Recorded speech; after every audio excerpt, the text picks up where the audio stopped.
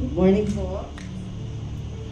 Buksan po natin ang ating Bible sa 1 Corinthians 11:23-26. For I received from the Lord that which I also delivered to you, that the Lord Jesus on the same night in which he was betrayed took bread.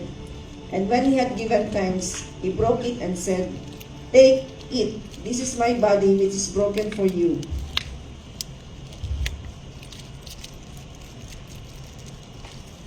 Do this in remembrance of me."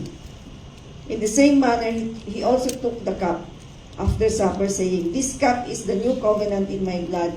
This do as often as you drink it in remembrance of me. For as often as you eat this bread and drink this cup, you proclaim the Lord's death till He comes." Every time po magko-communion tayo, let us remember Jesus. Let us remember what He has done for us at the cross of Calvary. Amen? Ano man po yung pinagdadaanan natin sa buhay, alalahanin natin yung ginawa ni Jesus sa atin. Alalahanin natin yung mga pinangako ng Panginoon sa atin.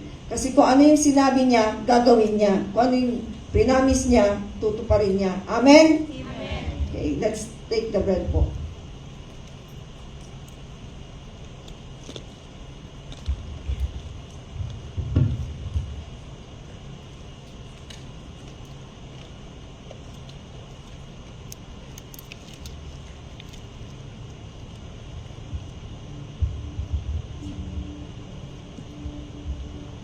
Ngayon naman po, inumin po natin yung juice.